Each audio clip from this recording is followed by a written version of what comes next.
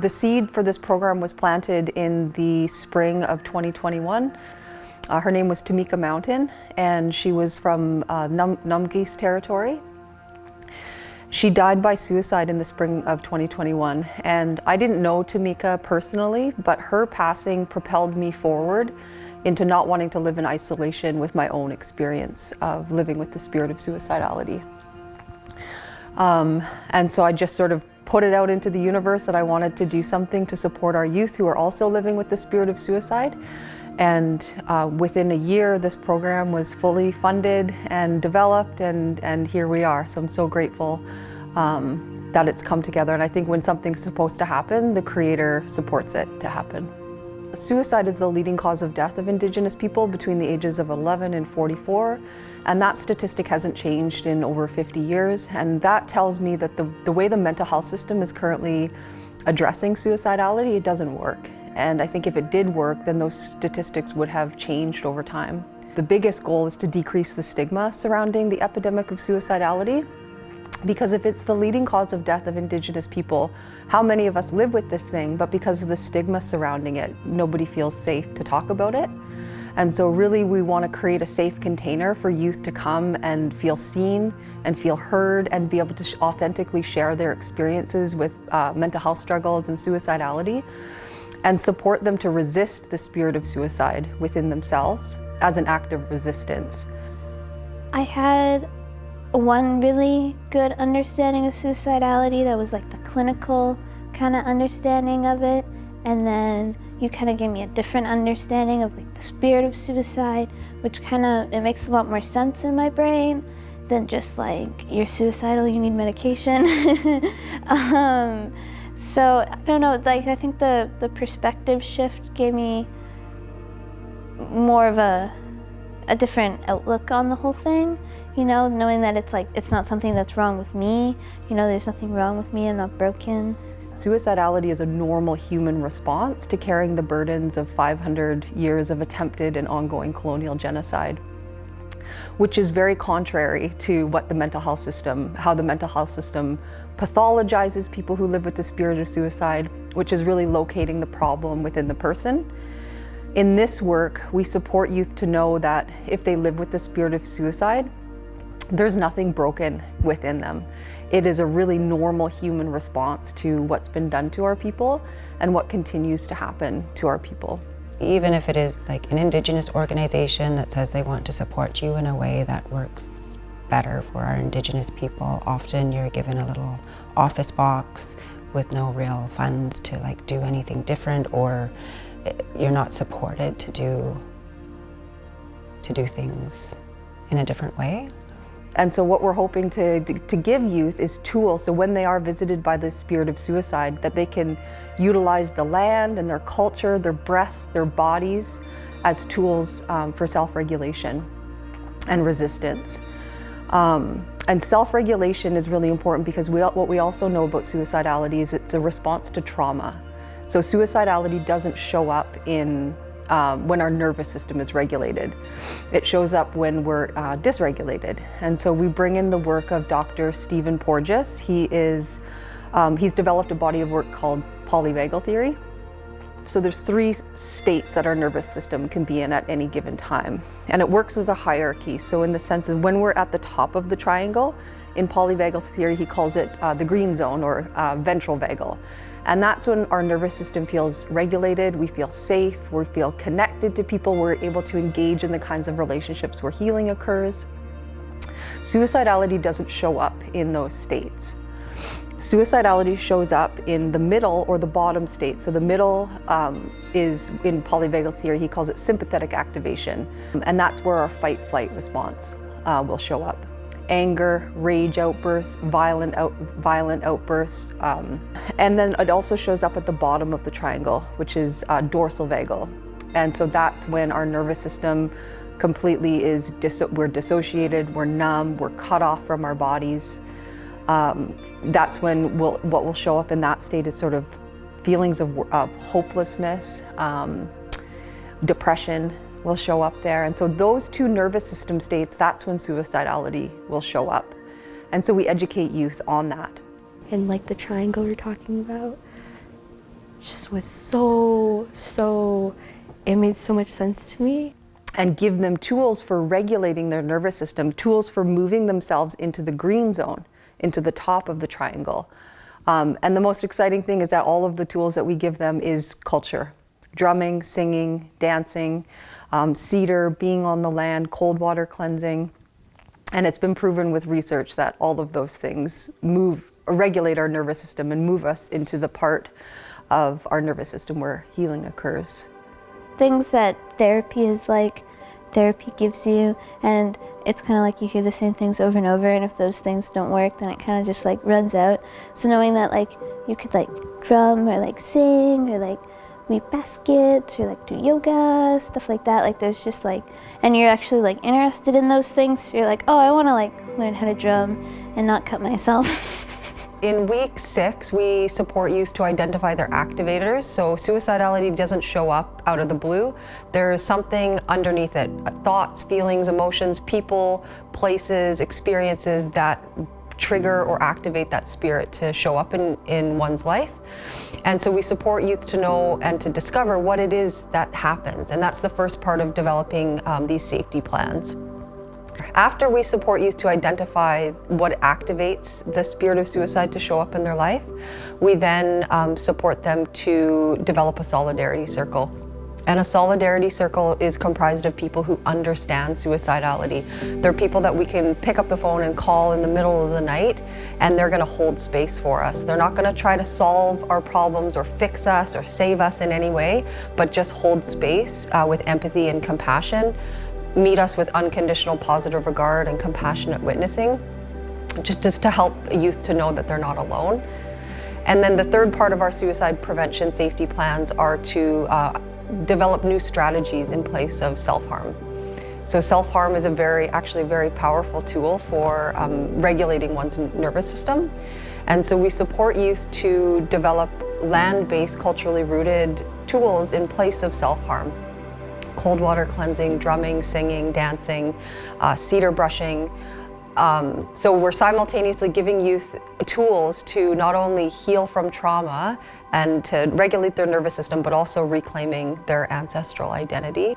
And there's a good variety of different things, so I think that youth who are participating will leave the program with at least a couple of new tools or expansion on tools that they may have learned elsewhere. With the first week, we talk about creating a culture of belonging and offer youth an opportunity to engage in with this healing powers of cedar through a cedar brushing ceremony. And that first week was really just about creating a safe container for youth to feel seen and feel heard and build relationships with one another. And then in the second session, where we talk about suicidality as a symptom of trauma, one of the youth shared that she felt hopeful. She felt like she had hope, and she feels like she has this. And I just thought to myself, even if our program ended today, that experience for that one youth, that is what we're hoping to achieve. I felt so comfortable and such a huge sense of community and connection, and that like there's nothing wrong with me and I rightfully feel this way. Like, oh, who couldn't feel that way after like all that? And the respect we had for each other, it's a safe place where we all respected privacy, like what happened stayed there, and we listened and caring. Really, really appreciated the listening and the sense of being felt and heard. Truly, it's such an amazing feeling. Yeah, I definitely felt like it was a place where I could belong. I felt very connected with everybody, and the biggest thing I really enjoyed was speaking to all the elders. That was one thing, because I never really done that, and so that's something that I really enjoyed. As the days went further, you could see the smile coming little bit. Because when I first came, they didn't want to do nothing because they weren't with themselves yet. I went through that. And then having to share that with them, you know, like I seen one that was really surprised to hear that I was suicidal myself. And these kids, the more we came, the more I seen the fear, the anger fading away from them. It's weird if you're the only one talking about it, but it wasn't because everybody was talking about it. But it was nice to just like see how supportive everybody was and like how understanding they are. You know that everybody has like similar issues or like similar challenges in life, and just like it being like a beginning to like your culture and like your healing journey, and so it's like a very hopeful feeling that I still have. Learned so deeply that you can't show up fully for others unless you show up fully for yourself first, and that's not selfish. You're doing everyone like the greatest thing you could do. In week 5, we bring in the work of Dr. Michael Yellowbird, who's an Indigenous professor at the University of Manitoba. And his life's work has been to study what happens in our brains and in our bodies when we're engaged in Indigenous contemplative practices, which basically means our culture, drumming, singing, dancing. And his work is so fascinating. His neuroscience has given us all the research and proof and evidence that we need to show how healing culture is.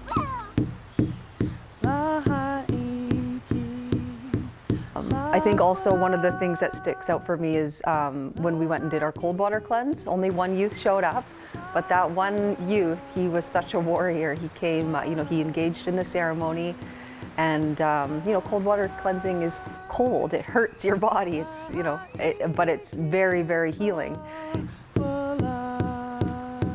The vision of this work, myself as a facilitator, I wanted to bring in a community of people to provide different experiences, because not everything is going to land the same for every youth. Some youth connect more with language, some youth connect more with drumming.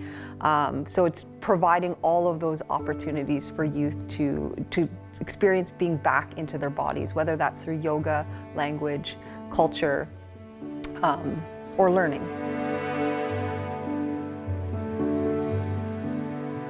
When one part of ourselves is out of balance, the other parts of ourselves will be out of balance. So just making sure we're taking care of each part. And so movement, our physical being, really relates to that movement piece. Trauma-informed yoga is a very, very powerful tool for gently, safely guiding people back into their bodies.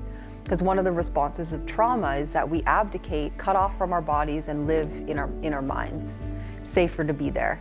And yoga is one of the ways that we safely guided youth back into their bodies. And trauma-informed really just means invitational. So everything in this work has been invitational. Youth could come and go as they take breaks when they needed. Nobody's forced to do anything, because that's one of the, that's sort of the main thing that happens in the wake of trauma, is our choice gets taken away. So in trauma-informed yoga, we use a lot of invitational language, the language of inquiry, really providing youth a space they get to feel what they feel and where they feel it in their body. Whereas in a Western yoga class, it's very directive and it's very, you should feel this here. Well, what if you don't feel that there? So it's very much just giving youth space to feel what they feel. When I entered the space in week 5, I just felt this beautiful warmth and this feeling of safety that, I could come and be myself. And that was really great, because there really hasn't been a lot of spaces that I've been in where I felt that. And to have that happen so immediately was a bit surprising, but like a really warm and nice surprise. One of our goals is to utilize Kwakwa as a foundational part of our wellness towards healing. And what we found in the research of this program is that there was a study done in 2007, and what that study showed, the study was about the connection between Indigenous language reclamation and suicidality or suicide prevention. And what that study showed is that there's a few communities throughout BC, First Nations communities, that have 50% or higher Indigenous language speakers that hold a conversational knowledge of their language. In those few communities, their youth suicides dropped to 0. And then in the communities with less than 50% language speakers, their youth suicides were 6 times higher. And so we can't move forward with the wellness and healing of our people without language reclamation being a foundational part of that. I really resonated with language, even though it was difficult. But like you said, we were literally decolonizing. And I think the process of healing and reclaiming our language, for myself, there's a deep wound in there of shame, of not knowing my language. And so to see the youth trying and just like engaging as best they could was really beautiful. Language reclamation is healing and is integral to the wellness of our Indigenous people. It gives us a sense of self, a sense of history and place and connection to our ancestors, which when we're feeling really rooted in that, it's a lot easier to be well, to be healthy in body, in mind, in spirit. And language is essential to culture. Without the language, the culture doesn't function. And also in the language, there are cultural teachings and historical teachings that are built into the language and built into the way the language works. In week 9, that when Daryl Mills, who's a Cree elder, came in to share teachings, and he brought his big drum or his powwow drum, and that was the week where some of the youth who hadn't picked up a drum engaged in that ceremony. And it was the power of that drum. There is something very, very powerful, and it holds such a spiritual essence that just drew everybody to that drum. And those youth who hadn't picked up a drumstick before picked up a drumstick, and they started engaging.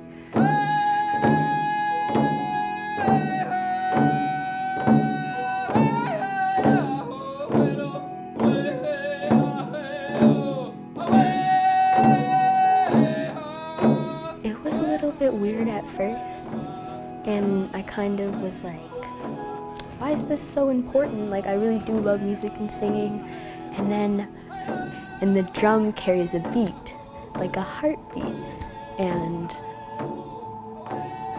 it felt like pretty soothing, because it was like, you know, that's like a consecutive beat, like almost meditative, but I was also a little nervous, so like, because I was trying to keep the beat, I was like, I don't want to be off, but like, it was really cool, because like when everybody like got in sync, it felt like super cool, because we were all like around, yeah.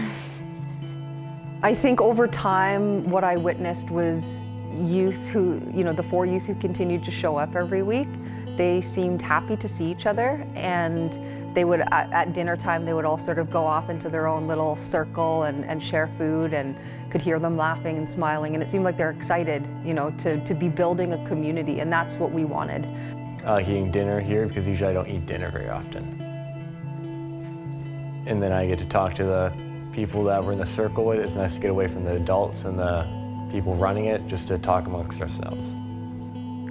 One of the main things is the space that's created. It's a really safe, comfortable space to be in and to be together. Seeing the youth feeling comfortable and safe and proud in who they are, and holding on to hope and connection to not only themselves and one another, but also their ancestors, was a really beautiful thing to see. Everyone was able to be really vulnerable and really open with themselves and who they are, and really kind of own where they are in their wellness journey, and kind of really speak their truth in a really clear way, which you don't see a lot of spaces like that. One of the things we do with the youth is we weave a wellness basket. So the wellness basket is a representation of their hopes and dreams and goals, and hopefully when they look at it, it reminds them of their identity and how strong they are. And it was a real joy to watch and witness their spirits come alive. Like they loved working with that medicine and creating and doing, utilizing their hands and creating things. Unlike anything I've done before, it's not like knitting or weaving chains together. It's pretty strange to work with wood in such a way where it bends and weaves together. Overall, a good experience. That's my basket. I weaved it. Avis started it for me because I missed the first basket weaving, but then I finished it like a pro.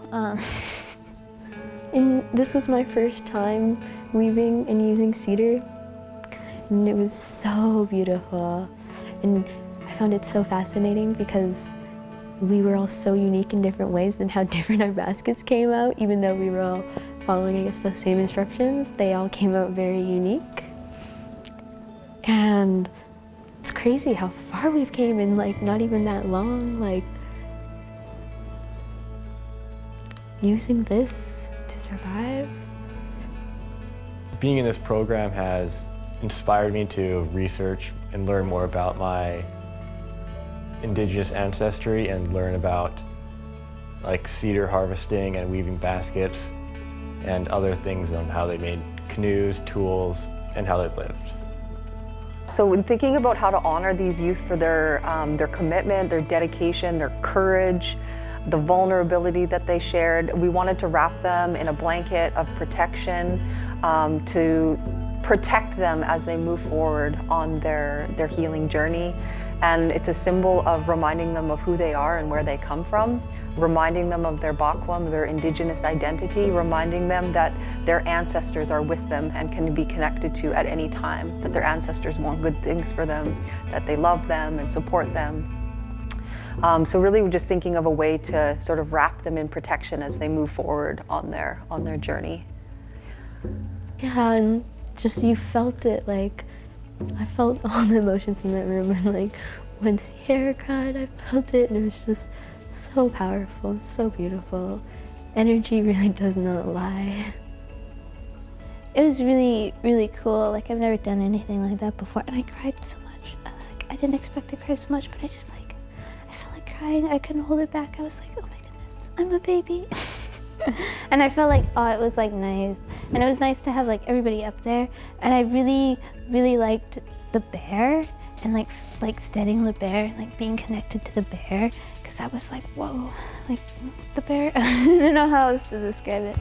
And then like, oh, and then everybody said such nice things. And when the elder was like, I never got to hear the words "I love you," but she wanted to like tell us how much she loved us, and I thought that was like so beautiful. I was never blanketed when I was a teenager. I never went into the big house to see like those kids being blanketed. I've never seen it, but when I did it last night, I could feel the energy. I could feel, oh, I just cry for them with happiness and the smiles that they gave you. And I was so happy because I witnessed the youth being really vulnerable, and I witnessed tears, and I witnessed joy, and smiling, and camaraderie, and connection, but really I think the biggest thing for me was to see those tears. I think that really made me feel like we created a safe container for youth to show up and to be vulnerable, and that tears are welcome in this space, and that be okay. And to see the joy and the pride and how good they felt dancing, dancing around that little candle, and that represented the fire, and just seeing how proud they seemed to be of themselves. It felt like I was just honoring my ancestors, and when I met my elders, I felt like I was making them proud, and that it's so powerful. And they would be so, so happy and proud, which is super inspiring. I left that circle and I felt really good just watching all four of them. the tears before the blanket and the beautiful tears that came when they had the blanket on. I'm so proud of them. They came a long ways. So helpful for me because it gives me a sense of purpose and like I'm here for a reason and I belong and I'm powerful and I can change the world and my effect like can go a long ways. And it's also giving me a lot of confidence, a reminder that hard work pays off. This is what makes it all worth it, and people do care. What spoke to my heart about this program is really just that it exists. I think, you know, there's a lot of our people who are falling through gaps, and there's a lot of things that we don't talk about that have been really swept under the rug, and just knowing these spaces exist for healing and that it's so strength-based and that it's led with so much love just makes me feel really hopeful. I've not known of a program like this, and I do think that this program is really beneficial and would be a good thing for more of our communities to tap into.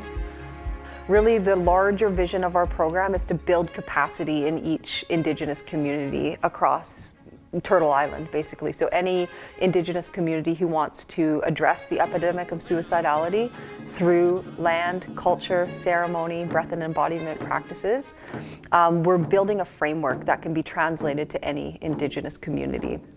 And so really the goal is to have this framework be adopted by each community, and they can have their own teachings on cedar, their own teachings on like those land-based teachings, their culture, their elders, bring in all their specific pieces, but have this framework be brought to life in their community. And our hope is to be part of changing those statistics of the leading cause of death. We don't want it to be suicide. We want to promote life and to support youth to know that there's hope. There's always hope for their future. Yeah, and to empower youth and to plant that seed so those youth can empower other youth. What I would tell a youth thinking about taking this program is that they will be amongst peers. They will be amongst others who've experienced similar thoughts, feelings, traumas. They will be around people who get it. And so if you're thinking about it, I would say do it. Just, be courageous and try. Knowing you're not alone, that other people feel that way too, and like rightfully so. And then like just imagine what our ancestors felt like. And yeah, I'm very grateful for my elders because they're super inspiring. Providing an opportunity for youth to not only heal from trauma, but reclaiming all of the parts of their identity that were stolen during the process of colonization. And that was probably one of the most joyful moments for me, was to see all of the youth engaging in cultural practices.